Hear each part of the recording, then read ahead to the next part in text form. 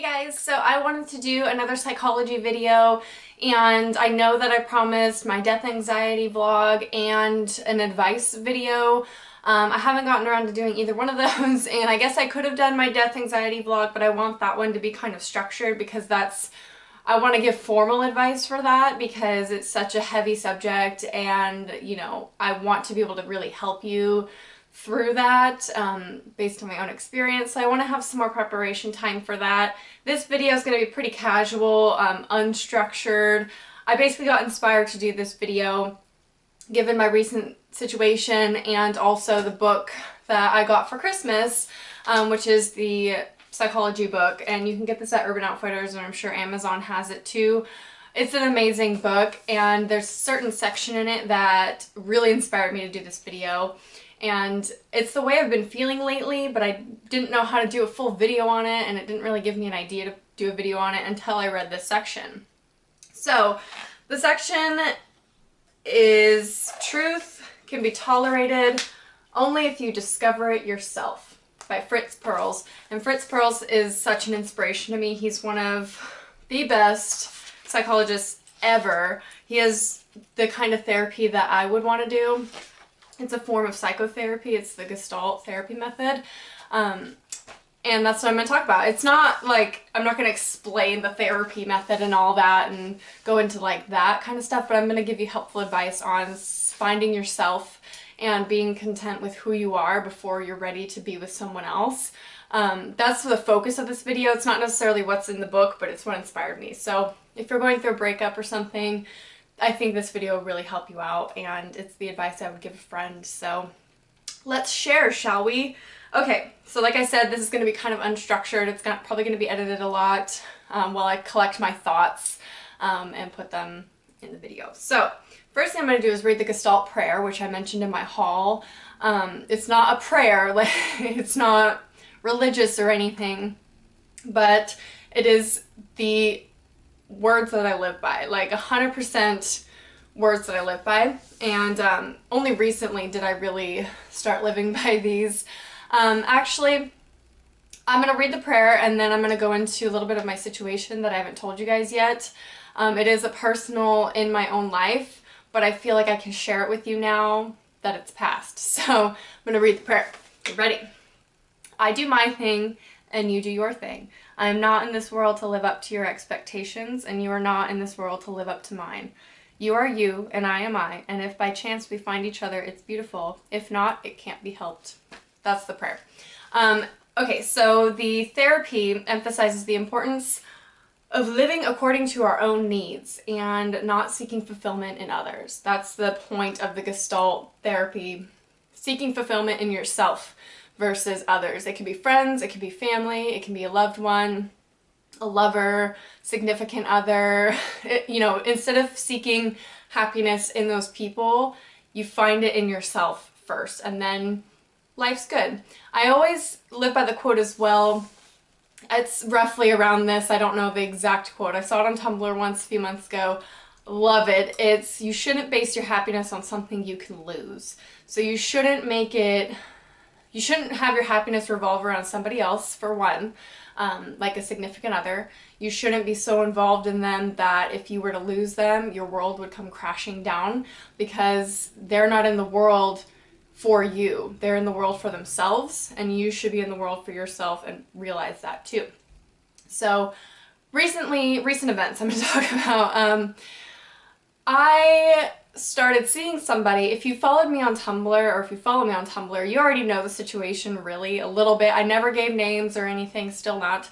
And I never gave details about the situation because I don't feel it involves other people in my life, and I don't feel like getting their permission first before doing this, so I'm just going to give general information about my situation.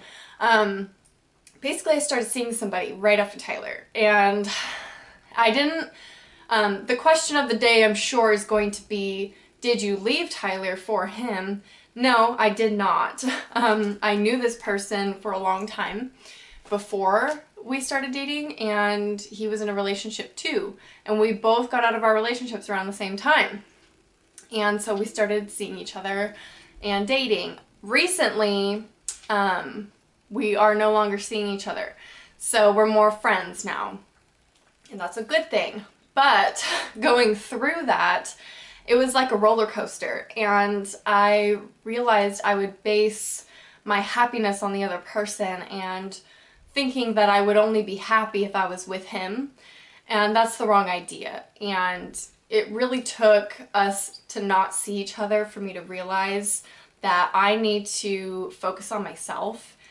Yes, I'll admit now it was too soon to see anybody, to date, after Tyler. And I don't want anybody to judge my life or anything. I'm sharing this information for your benefit, to give you advice based on my situation, because I don't want people to say, you know, I was called a name on Tumblr, and I just don't understand that. Like, you don't know my life. You don't know, you know, what I've been through. You know a little bit, but I never give details, and I wouldn't because it's my life. Anyway, I just don't want any judgment of, you know, my life. Why did I see that person so soon? Yada yada. I don't really care. Just got a text, sorry.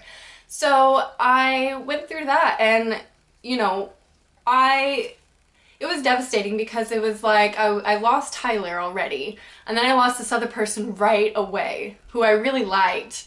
And so it was hard to go through both of those, getting over both of them at the same time. Not that, you know, what I had with the new person was anything like what I had with Tyler. It definitely wasn't. We saw each other for a month, and Tyler and I were together for 6 years, so it's completely different situations. But I started basing my world around them, waiting for their text message, waiting around, and it was just horrible. And I've learned so much through that experience. I would do it all over again if I had to. If I had the choice, I would, because I learned so much from it. And this is like my favorite point in my life, because I've realized how much I'm growing from, you know, growing solo. I never had that opportunity, and that's one of the reasons why Tyler and I split, because I needed to grow as an adult on my own, because I was with him since I was 16 years old. I'm turning 23 in a few months, and it's like that's the most growing period of your life, and I spent it all with one person. And so I needed to have time in my 20s to spend on me and just be with me. So I'm learning to enjoy my own company versus other people's company, and do the things that I love to do, and, you know, listen to the music I love to listen to, putter around my apartment. It's been nice. So that's what this video is kind of about, is focusing on you. So let's get into some more advice, shall we? So the next part of this video is going to be my opinion and Fritz Perls' opinion. So I don't expect everyone to agree. A lot of people will probably disagree. That's why it's a theory. It's a psychological theory. That's all it is. It's like people disagree with Freud all the time. Totally understandable. And this was from some time ago. So I think it's still relevant today, and I definitely believe in it. So I thought I would share this thought process, I guess you would say. Hopefully it'll help some of you in your experiences. So obviously we all have an internal need for fulfillment, and so when we can't find it in ourselves, that's when we kind of look to others. But Fritz Perls believed that, well, he believed in promoting self-fulfillment and personal growth by giving the idea that we have a sense of internal control. He believed that we shape our own experiences. Skimble, what are you eating? She's eating something. Come up here. Bimby! Bimby! There's a girl. Anyway, he believed that we shape our own experiences, and that we all view the world with these type of lenses that are all individual. We all see the world differently. But what we see, we think to be the objective truth, which is where that quote comes into play that I showed you in the beginning. Truth is, what is it? Truth can only be tolerated if you discover it yourself. So a lot of times we want to experience the world in our own way. We make our own decisions, our own choices and everything. We go through our own problems. So on that note, he believed that we can control our inner experience regardless of our external experiences. So we can change the way we feel about things. And this is kind of like existentialism, because when I'm personally an existentialist, because I believe that everything that we go through is perception. Yes, we go through horrible, horrible experiences, and I have been at an all-time low just recently, but it's all based on our perception of things. If we can choose how we feel about a situation. You may think in the moment there's no way you can feel any different and you just want to die, or if you lose somebody, that's the most horrible thing. The most horrible feeling is to lose somebody, and so I understand that you may not feel like, well, I can choose to be happy in this situation. It's not like that. It's just you have to look at it in a new way. You have to think, what am I going to learn from this? This is going to help me grow as a person. You know, the old ancient phrase, what doesn't kill us makes us stronger. So it's not necessarily looking at something like a horrible situation and saying, well, I'm going to be happy about it instead. It's not like that, just different perception, that's all it is. So there's theory, guy is forced to roll a rock up a hill the rest of his life. And he has a few choices on how he can feel about that. He can just continue to roll it up and be apathetic about the situation. He'll never get it up the hill. He can continue to try, like I said. He can let the rock roll over him and commit suicide. He can be miserable about it, try and get it up that hill and just complain the whole time. Or he can look at it optimistically and say, well, since I'm destined to do this my whole life, I might as well feel good about it. And so he can change the way he feels about it. Even though it's a punishment, if he's going to do that the rest of his life, what's the point in being miserable about it, you know? So there's no point in focusing on the negative things that you feel or things in your life, because you can change the way you feel about things, whether you believe so or not. I know it's not like, you know, I know depression. I've been through depression, and this advice would honestly make me want to die, because it just would be so annoying. I understand if you're going through depression and somebody's like, well, just cheer up. I don't understand. I hate that, because it's not like that. But depression can be a chemical thing, so it's not so much perception at that point. But if you're just sad or you're going through something difficult, you can change the way you feel about it. So try and learn something from it. That's what helped me the most through not seeing that person anymore, even though I really wanted to. And I just, you know, I felt so horrible about it, and I was really sad. I decided to learn something from it instead, and so that's why this book, this section, meant so much to me, because it just came at the right point in my life. That instead of looking to others, you know, I was relying on other people to make me happy, and that's not how it should be at all. So this time to bond with myself has made me grow in just a month, and I've grown so much in a month, and I can't wait to see where I'm at, you know, in March or something, you know, because I know I'm just going to keep on growing. So that's that. So Gestalt therapy is kind of like, and the Gestalt theory is kind of like Buddhism, and I see why. I mean, I'm not religious, but if I were to be, it would probably be Buddhist, because that concept just makes the most sense to me, because change is inevitable. We all are going to go through change. We're all going to lose people. We're going to experience horrible things in our lives. So if that's going to happen anyway, what is the point in sitting here dreading those experiences, focusing on the negative things about it? Instead, we can change it, and we can change the way we feel in a situation instead of just being miserable about it. So that's the advice I wanted to give, is if you're going through hard times, you know, the thing that I always think about in a situation, especially if it's an insignificant situation, even though it seems like a ginormous issue, especially like a breakup over 6 years, it seems so large in person, but when you think about how small we are in the universe, how insignificant we are on the planet compared to everything else in the world, those problems seem so minuscule and obscure and just so small. And I know some people probably don't see it that way. They're too involved in their self and their problems. I get that. I've been there where I didn't care about anything but myself and the problems I was experiencing. But you have to step back. You have to look at your situation and your problems and say, is this going to matter in 10 years? Even a year. I always say a year. Is this going to matter next year? Am I going to care that much about it? Probably not, unless it's something huge. Then, you know, that's inevitable anyway, so why be so sad about it when you can change the way you feel about it? At least try and learn something. If you're not learning, you're not living, and that's the whole point of living, is to learn and to grow as a person. There's a quote actually I want to read to you. It's by Fritz Perls.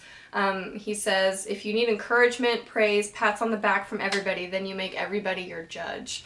So again, being your own judge is totally fine, but obviously don't be hard on yourself. You're still growing. Even if you're 90 years old, you're still growing, and don't be hard on yourself. You know, you're your worst critic, but don't care about what other people think. They're not your judge. You don't need praise from them. You need to be able to praise yourself and focus on the good things about yourself and be confident. So learning is the discovery that something is possible. It's another quote by him. Amazing quotes all throughout here. So there's this little flow chart that I'm going to read to you. You don't really need to see it, but I'll read it to you. People believe that their viewpoint of the world is the objective truth, but human experience is colored by the personal lenses through which we view it. Because it is our perception that shapes our experience, it is possible to change our inner realities and ultimately our external realities.